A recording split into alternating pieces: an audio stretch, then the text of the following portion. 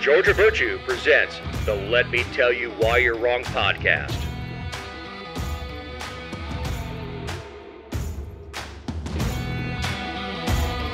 This is Dave Roberts, host of Let Me Tell You Why You're Wrong. And I'm continuing our special interviews with the candidates for Sheriff of Paulding County. I'm with Chad Hunton. Chad, how you doing, brother? I'm well, my friend. Chad, you are the Chief Deputy. Yes, sir, that's correct. So you have kind of the responsibility of the jail, road deputies, and every other aspect, just south of it, going to our sheriff. Yes, sir. All the day-to-day operations, all the division commanders, they report to me. What got you into law enforcement? It's, I guess, kind of silly to some, but when I was young, growing up in a law enforcement family, listening to all the stories around the dinner table and family events, I always heard all the wild things of being a police officer, being a sheriff's deputy, and I've always felt this calling in my life to serve. And I knew at a young age that I wanted to be a deputy sheriff in Paulding County, where I grew up. I wanted to protect the community that I grew up in. Well, it's the family business, so to speak. Yeah, it's instead of blue bloods, it's the Hunton bloods. My father and my uncle, my cousin, my little sister were all in law enforcement. My father and uncle are retired now. My grandfather, I call him my grandfather. He's actually my step grandfather, but they've always treated me like blood. But he's retired from law enforcement as well as his father-in-law, and we have a history of serving our country as well in the military. So, and you were a devil dog. Yes, I was in the Marine Corps. I was in the reserves on a 6x2 contract. Yeah, fun. And you say reserves. I don't. And I served in all three components of the Army: active, reserve, and guard. Yes. And the hardest thing about the reserves, not so much the guard. The guard was something else. But I was in a special operations reserve unit, and people kind of roll their eyes at reserves. Like, no, you have to maintain all your standards 2 days a month. Oh yeah, and you've got to meet the same standards in the Marine Corps as the Fleet Marines do. And we sign a blank check just like everybody else does. Yeah, I mean, look, I've got a friend that I knew from the reserve side that has a Purple Heart now. Yes. He got messed up a little bit in Iraq. And I got another friend who got really messed up in Iraq. Had a Humvee flip on his head. He was in the turret, and the Humvee went over and threw him out and broke a couple vertebrae. Bless him. Yeah, I mean, it's because I see it online all the time. It's like, well, he was in the reserve. I'm like, so what? Yes. Well, I just want to be honest. Well, no, and that's fine. But there really is very little difference between once you put the uniform on and you walk on post. That's it. I mean, yes. You carry an ID card and your wallet. Now the benefits of the commissary and PX really aren't there. I mean, you can use them. Yeah. The only thing I use in the reserve components before they had alcohol sales on Sunday in Georgia, you could go on post the Class 6 and get a 12-pack of beer on Sunday. I got you. So I was the most popular guy in my neighborhood when I was in the reserve. So where, we've had the same sheriff for quite a while, and he's beloved. Yes. And he's obviously been a good mentor. Yes. And former canine officer, he worked his way up just like you did, and honestly, just like your opponent did. But what vision do you have? Is every leader is different. It's not better. It's not worse. It's different. Yes. So even when I was in corporate life, when I took over of a branch at one point, or I took another leadership position, it's different. It's just it's not necessarily better or worse. So what kind of changes do you see coming down the pipe with a Sheriff Hunton? Well, for me, my philosophy as a leader has always been that if you'll concentrate on the needs and desires of others, your needs will be met. And I believe that's why I've been so successful in our organization, is I always concentrate on our people when I was in the different positions that I was in. And I still do that today. It's harder as you go up the chain of command because there's so many people at the sheriff's office now, staff-wise. But I try to concentrate on our command staff, and I try to teach them what I have learned over the years as being a division commander, being the SWAT commander, honor guard commander, all the different roles that I've held at the sheriff's office. I've learned from each and every one of them. And I've learned from the sheriff, working beside him for almost 7 years, side by side, and being part of his administration for almost 10 years now. I've learned so much from him. And those things that I have learned, some good, some bad, have shaped me into who I am. And so my vision, part of it is to continue from the base that Sheriff Gullidge has built for us and to continue to build upon that. And when I say that, I've got some key areas for us to focus on in the beginning, and I believe it's going to help us as we continue to move forward down the road. One is policy and oversight, and we're already working on that. We're currently going through a complete policy and procedure revision at this time, and we got multiple teams working on this. It's going to be almost a year-long project, and we're almost halfway through it. But I think this is going to make it better for our staff. It's going to be a lot more clear. It's going to be updated. And it's going to set the procedures in place for our supervisors, so we have that accountability. As sheriff, I expect the citizens of this county to hold me accountable, and I'll have to hold our staff accountable. And I have that experience. And that's one of the hardest things in any leadership or management position, is holding people accountable. Because sometimes you have to let people go. You love them like a brother or sister, but you got to make that separation, and it's not easy. But we got to have that.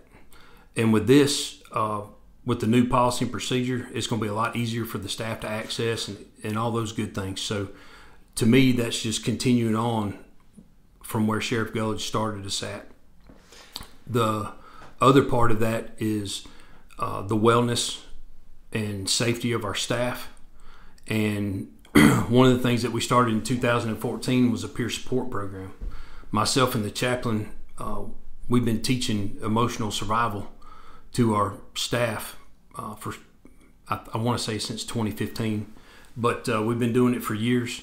And to me, that's a very important component with the sheriff's office, because we don't need our deputies just to be, and our jailers just to be physically able. They need to be mentally stable. They need to be in a good place, in a headspace. And the things that we see and deal with on a daily basis, it gets to you. And, you know, a box can only hold so much before it starts to spew out. And I've seen a lot of careers that were, ended because they couldn't deal with it. So I want to expand our mental health services to our staff along with their families. And because I believe that if we have staff that are mentally healthy just as well as physically healthy, they're going to provide the better services for the community.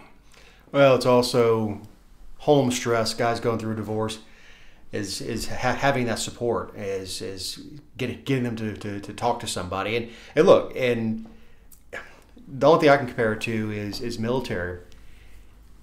You know, when I went in the Army in 1995, it was frowned upon to go and get help. Oh yes, it's the same way in law enforcement, and we're trying to break that stigma.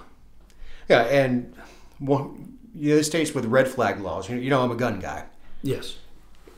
People are petrified in these places with red flag laws, that if I go and if I go and I'm honest with my therapist, that they're going to show up and take my damn guns. I got you. And that's a very big concern throughout the veteran community. And usually we handle it with humor. There's a meme out there that say, need to tell the psychologist enough to get help, but not so much that it locks me up. Oh, Lord. But on the subject of mental health, a lot of times when people are having an episode, the first contact they're having is going to be law enforcement. Yes. And it's not somebody that necessarily needs to be locked up, but maybe locked away for a while. Unfortunately, one flew over the cuckoo's nest killed inpatient mental health care in our country. The book was and movie were an extreme example with Nurse Ratched and all that stuff. And that really kind of got the ball rolling with we're starting to close these state facilities. Now we don't have anywhere to put them. Is there any sort of training that you plan to put your deputies through to be able to understand what's going on and avoid adding trauma to somebody who's already having an episode? Yes, so we've already started that process. It's called crisis intervention training, and we actually we have an incentive for our staff, and we have a senior jailer incentive, and we have a senior deputy incentive. So within both of those, they have to take the CIT class, and there's some other things they have to take as well. But once they complete that process and they turn in their certificates, they actually get a 5% pay incentive at this time. So to me, it's twofold. One, the staff member, whether it's a jailer or deputy, is educated, and two, we're rewarding them for it. But also, the third phase of that is being able to handle these situations within the community and realizing when somebody is in a mental state of crisis versus, behavioral, so to speak. We work pretty good with mobile crisis. We have had our issues with DBHDD, but we've been able to work around these things. I've got a couple of deputies that have really stepped up their game and have made good contacts out, the ones that are on patrol, and they've actually been very creative and helped us come up with some different ways to try to help in these situations. For long wait periods for a crisis counselor to come on scene to do an evaluation, things of that nature. The other thing is, when the mental health facilities closed in 2012 in the state of Georgia, the jails immediately overnight turned into mental health facilities. And that's been an ongoing issue. And in 2014, we were very fortunate enough, we brought mental health into our facility to help us, but also to help defendants that were there and to help get them stabilized, try to get them, where they of sober mind, so to speak, so they can make good, healthy choices, and then provide them with resources. And we've continued to expand upon that. Now we have a caseworker on staff as well that helps them with resources outside the facility and try to keep them on track with if they need medication, if they need, visits, things of that nature. Now, Judge Dave Lyles runs a mental health court in Paulding County. Yes. Have you seen positive results where you may get somebody in that needs help and they get handed over to that program and maybe you don't see them again? So our mental health accountability courts includes drug court, the parental court. There's multiples out there. But yes, there was a lot of stigma about the accountability courts years ago when they first started becoming real popular. And a lot of people, sheriffs in particular, were not fans of them. And the one thing that I can say for sure with our judges is when it says accountability court, they are held accountable. And I have seen some great success stories come from this.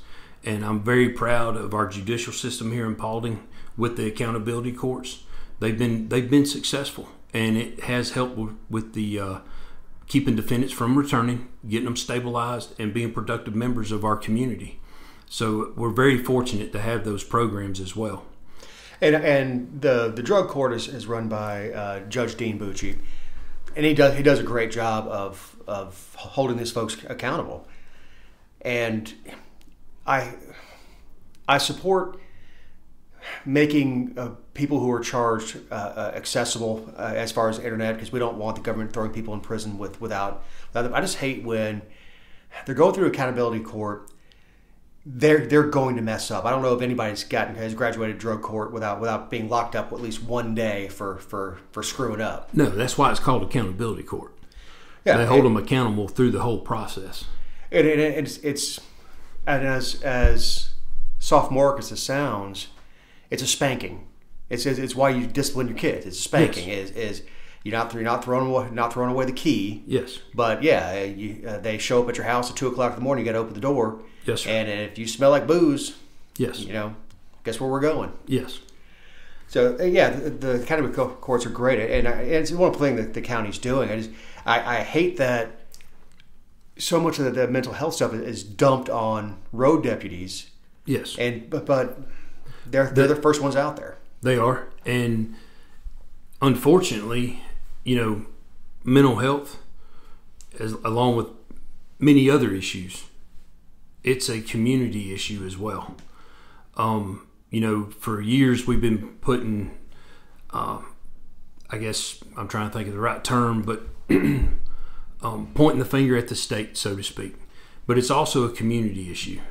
My meetings with Commissioner Tanner and the others that preceded him with DBHDD, I believe they have good intentions, but these issues have fallen on to the counties and the communities. They've got programs right now where they have sheriffs that are housing people that have been found incompetent. And I've got issues with that. I don't think it's right. I think it's on the verge of being unconstitutional. That's my personal opinion. But I have no intentions of doing that. Our staff are not medical staff. They are jailers. We're not, mental health professionals. We're not medical professionals. Even though we have those folks on our staff, the jailers are the one that have to deal with them 24/7. Right. Now, this is kind of on the same thing. This is a question off of Facebook, because I said I put it out that I was doing this. Can you describe your vision for Sheriff's Department's role in collaborating with the Department of Juvenile Justice and local outreach programs such as Teen Intervene? How do you plan to enhance these partnerships to support at-risk youth in Paulding? So one of the biggest things for me is we need to be partnering with all of our different community organizations, whether it's combating family violence, drug addiction, mental health, all these things, and the juveniles programs as well. One of the things that we have that we've been very successful with is our DARE program. I look forward to keeping that program going, and we partnered with Drug Free Paulding, and they actually have a youth side of that. And one of the ideas that I have is, instead of people like myself that's in administration stuff being involved with these organizations, get the deputies involved. Let the deputies be a part of these organizations and build those relationships within the community. And then to me, that's going to lead to other things, because we have a lot of deputies that are involved in the community, whether they're coaching ball, umpiring ball games, and when I say ball, I mean all, football, baseball, softball, soccer, all these different things that our deputies do on their own time. And the other big thing that we have, and I think is very important, is our school resource deputies. They build relationships with these kids in the schools. And, I've been with our resource deputies, and, teenagers and young adults coming up to them like, man, I remember you from school. And, the relationship that they built with them. And so that part of it, I think, is very important as well. If there's other organizations out there that want to partner with us and have deputies involved, I want to get the deputies involved in these different organizations. So I think that's going to be a key thing as well. But the other thing I want to point out too is we have our safety cadet program, which was formerly known as an Explorer program, and at one time we had over 40 students that participated in that program. And we've had some issues we dealt with COVID. We've had to deal with all the media issues concerning peace officers across the United States. And so we haven't had as much participation in that. But we have a lot of different things that we do, with the youth. It's around the youth. And if there's other organizations out there that would like to partner with us, I would love to be able to find staff that would want to participate and join in with them. Well, as we're running along, I do want to address a couple things that I did with Ashley. Yes, sir. One, you can't talk about the Heather Turner case. No, sir. That's the number one question that comes up. Yes, sir. And the best example I have for that is the murders of those beautiful kids in Idaho. One of the fathers was on the news wearing this department out, just wearing them out. They're not doing anything. I'm not getting it. Then a day later, we find out that he's arrested in West Virginia or wherever he was. Where they were working the case. Yes, sir. Is they can't say anything, and something that you guys both talked about at the round table is you get one bite of the apple. Yes, sir. If you charge somebody on rumor, innuendo, or I know he did it, and he gets acquitted, that's it. There is no justice. Yes, sir.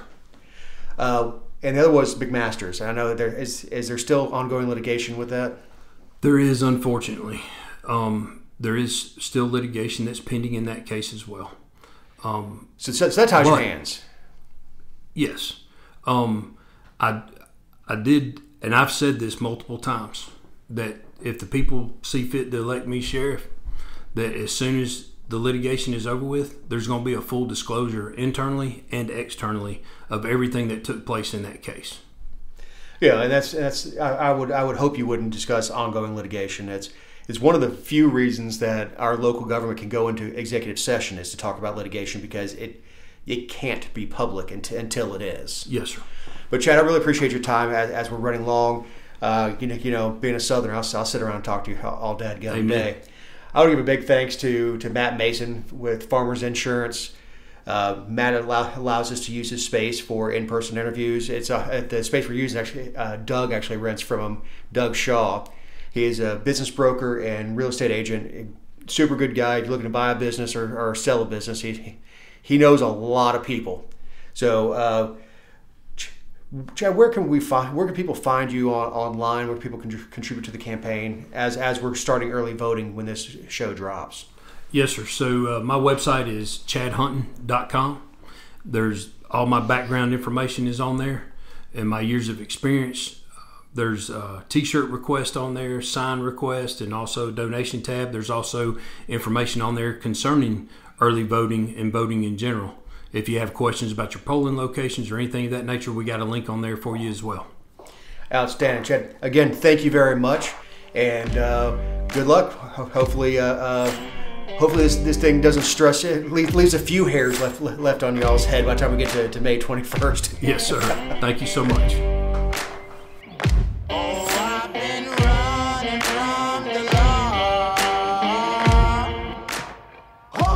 Shoot me down soon.